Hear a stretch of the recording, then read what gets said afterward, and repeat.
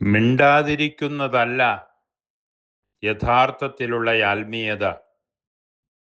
മിണ്ടിക്കൊണ്ട് തന്നെയാണ് ക്രിസ്തു തൻ്റെ ദൈവരാജ്യത്തിൻ്റെ ശുശ്രൂഷ നിർവഹിച്ചത്. 12-ാം വയസ്സു മുതൽ വേദശാസ്ത്രികളുമായി തർക്കിച്ചിരുന്ന ഈശോ തൻ്റെ കുരിശുമരണം വരെ യഥാർത്ഥത്തിൽ സംസാരിച്ചുകൊണ്ടാണ് ദൈവരാജ്യം ഈ ഭൂമിയിൽ പടർത്തിക്കൊണ്ടിരുന്നത്. ഇവിടെ പറഞ്ഞു വരുന്ന കാര്യം ഇതാണ്: അഭിവന്ദ്യരായ 60ഓളം സീറോ മലബാർ സഭയുടെ മെത്രാന്മാരുണ്ട്. തികഞ്ഞ സ്നേഹത്തോടും ആദരവോടും ഭയഭക്തി ബഹുമാനത്തോടും കൂടി പറയാൻ ആഗ്രഹിക്കുകയാണ്, സഭയിൽ ഒരു പ്രതിസന്ധി ഉണ്ടായിട്ട് അതിന് ശാശ്വതമായ ഒരു പരിഹാരമുണ്ടാക്കാൻ ഇതുവരെ നമ്മുടെ സിനഡ് പിതാക്കന്മാർക്ക് കഴിഞ്ഞിട്ടില്ല എന്നുള്ളതാണ്. അവര് മിണ്ടിത്തുടങ്ങണം, അവര് മൗനം കൈവെടിയണം. ഓരോ 6 മാസം കൂടുമ്പോൾ സിനഡ് കൂടി പിരിഞ്ഞു പോകുന്നത് കൊണ്ട് സഭയ്ക്ക് എന്ത് നേട്ടമാണ്, എന്ത് മേന്മയാണ് ലക്ഷ്യം വയ്ക്കുന്നത്? സഭ എന്ന് പറയുന്നത് അത് വിജയസഭയുടെയും സഹന സഭയുടെയും സമരസഭയുടെയും കൂടി ഒരു ഏകീകൃത രീതിയിലുള്ള ഒരു സഭയാണ് എന്ന കാര്യം മറന്നുപോകരുത്. വിജയിച്ചവരും സഹിക്കുന്നവരും ഇന്ന് സമരസഭയിൽ നടക്കുന്ന പ്രതിസന്ധികൾ അവരെ അസഹ്യപ്പെടുത്തുന്നുണ്ടോ എന്ന കാര്യം മറന്നുപോകരുത്.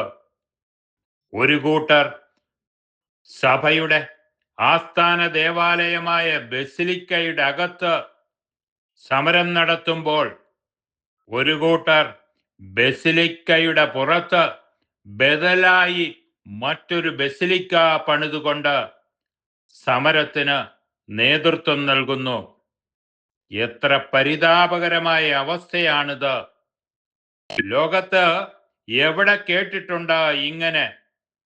ഒരു കോളനിയിൽ പോലും, ഒരു രാഷ്ട്രീയ പാർട്ടിയിൽ പോലും ഇല്ലാത്ത രീതിയിലുള്ള മത്സരം. സഭയെ എത്രത്തോളം പൊതുസമൂഹത്തിൽ പരിഹാസപാത്രമാക്കുന്നു ഇത്! നമ്മുടെ അനൈക്യമാണ് ഈ ക്രിസ്മസ് നാളിൽ വടക്കേ ഇന്ത്യയിലും കേരളത്തിലുമൊക്കെ കരോൾ സംഘങ്ങൾക്കെതിരെ ആക്രമണമുണ്ടായതിന് കാരണം. നമ്മുടെ സഭ ഒരു നാഥനില്ലാത്ത അവസ്ഥയിലൂടെ മുന്നേറുകയാണ്. അനൈക്യമുള്ള ചേർച്ചയില്ലാത്ത സഭയ്ക്ക് പ്രതികരണശേഷി ഉണ്ടാകില്ല. മൗനം വെടിയേണ്ട സന്ദർഭമാണിത്. വരുന്ന സിനഡിലെങ്കിലും സഭയിൽ നിലനിൽക്കുന്ന പ്രതിസന്ധികൾക്ക് ഫുൾ സ്റ്റോപ്പ് ഉണ്ടാക്കണം. സഭാപിതാക്കന്മാരെ നോക്കിയാണ് ദൈവജനം ജീവിക്കുന്നത്. അവരെ നിരാശപ്പെടുത്തരുത്. മെത്രാന്മാർ സ്വന്തം രൂപതയിലേക്ക് ചുരുങ്ങാതെ സഭയെക്കുറിച്ച് വിശാലമായി ചിന്തിക്കാനും, സഭ ഉണ്ടെങ്കിൽ മാത്രമേ എൻ്റെ രൂപതയുണ്ടാകൂ എന്ന ചിന്തയോടുകൂടി